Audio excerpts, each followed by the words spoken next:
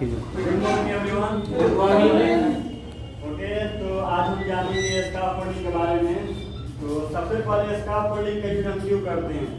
Scaffolding का use हम इसलिए करते हैं ताकि ऊपर तक हमें एक्सेस मिल सके और हम ऊपर तक काम कर सके। जब हम ऐसे खड़ा होकर काम नहीं कर सकते तब हम स्काफोल्ड का यूज करते हैं।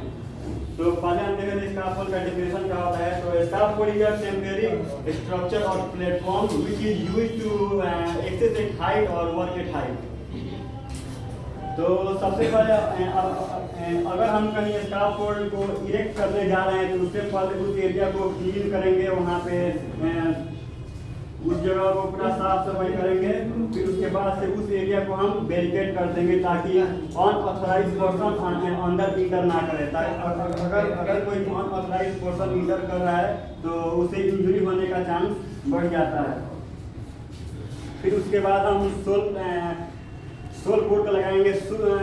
सोल बोर्ड का उपयोग हम तब करते हैं जब ग्राउंड स्टेबल ना हो या फिर से स्टेबल हो तो वहाँ पे धंसने का खतरा हो, इसलिए हम सोल बोर्ड का यूज करते हैं। वैसे नॉर्मल प्लेटफॉर्म में सोल बोर्ड का यूज नहीं होता है, सिर्फ बेस प्लेट का ही यूज होता है। तो उसके लिए हम बेस प्लेट लगाएंगे। फिर हम उसके बाद ये स्टैंडर्ड को खड़ा करेंगे और फिर हम इस किकर लिफ्ट को लगाएंगे।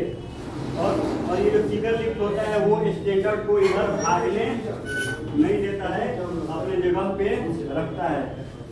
फिर उसके बाद से हम ये फिर चारों ओर से स्टैंडर्ड को लगाते हैं और फिर उसके बाद से ये हम रनर को लगाते हैं। ये भी सेम किकर लिफ्ट की तरह ही काम करता है। ये स्टैंडर्ड को इधर उधर जाने नहीं देता है। फिर उसके बाद हम ब्रेसिंग को लगाते हैं ताकि ये जो हमारे स्काफोल्ड है वो स्टेबल हो सके और हमारे स्काफोल्ड स्ट्रांग बने। ठीक है। फिर उसके बाद हम कॉपर का यूज करते हैं ज्वाइंट को जोड़ने के लिए, जो कि दो कॉपर होता है जिसका इस्तेमाल सबसे ज़्यादा होता है। एक होता है जो कि 19 डिग्री पे होता है, नॉर्मली स्काफोल्ड में उसका इस्तेमाल किया जाता है। और उसके बाद दूसरा होता है 12 कपलर। उसके बाद से यहाँ पे जो है हम गियर और ट्रांसफॉर्म का यूज करते हैं जिसपे हमारा प्लेटफॉर्म और प्लैंक रहता है। उसके बाद में हम लेडर को बनाते हैं ताकि कोई भी वर्कर आसानी से इस पे चढ़ सके। और खास करके हम ये जो रेलिंग है ये रेलिंग का यूज करेंगे ताकि कोई वर्कर है तो वो चढ़ने के दौरान वो गिरे ना। और सीढ़ी पे चढ़ते समय हम हमेशा 3 पॉइंट का यूज करेंगे जिसके अंतर्गत हमारा 3 हाथ और एक पैर लेडर के कांटेक्ट में होता है या फिर से 2 पैर और 1 हाथ। उसके बाद से ये है टो बोर्ड। इसका इस्तेमाल स्काफोल्ड इसलिए किया जाता है ताकि कोई भी मटेरियल हो या इक्विपमेंट हो वो स्काफोल्ड से गिरे नहीं। उसके बाद से ये आता है मिड रेल। उसके बाद टॉप रेल। ये जो मिड रेल है वो हाफ मीटर पे होता है जो कि हमारे घुटने के पास आता है। फिर होता है टॉप रेल जो कि 1 से 1.5 मीटर के आसपास होता है जो कि हमारे कमर तक आता है। इसका यूज इसलिए किया जाता है ताकि वर्कर काम करते समय वो गिरे ना।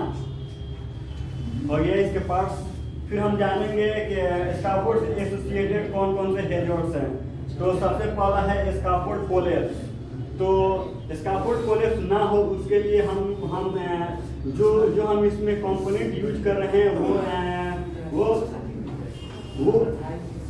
वो कंपोनेंट सही होना चाहिए और ऑथराइज्ड कंपनी के द्वारा बना होना चाहिए जो कि रूल्स एंड रेगुलेशन का पालन करता हो। और उसके बाद जो इस स्काफोल्ड को इरेक्ट करेगा वो कॉम्पिटेंट वर्कर होना चाहिए। और इस स्काफोल्ड को एक सुपरवाइजर के अंडर इस स्काफोल्ड का इरेक्शन किया जाना चाहिए। ये हो गया हमारा स्काफोल्ड कोलैप्स का कंट्रोल मेजर। उसके बाद है फॉल ऑफ मटेरियल। तो फॉल ऑफ मटेरियल के लिए हम इसको बोर्ड का यूज करते हैं, या फिर से एक आता है मटेरियल, या फिर से एक आता है मटेरियल लेनियार्ड, जिसे हम अपने इक्विपमेंट पे लगाते हैं और उसे यहाँ पे अपने सेफ्टी बेल्ट में उसे हुक कर लेते हैं, ताकि अगर मटेरियल गिरे भी तो वो टंगा जाए, नीचे गिरे ना, जिससे कि वर्कर इंजर्ड ना होंगे। उसके बाद आता है फॉल ऑफ पर्सन का रिस्क, जो कि एक हैजर्ड है। तो फॉल ऑफ पर्सन को प्रिवेंट करने के लिए हम मिड रेल और टॉप रेल का इस्तेमाल करते हैं, और हम safety belt, full body harness का भी यूज करते हैं, जिससे कि हम ये टॉप रेल पर भी एंकर कर सकते हैं, या फिर अगर इससे ऊंचा कोई और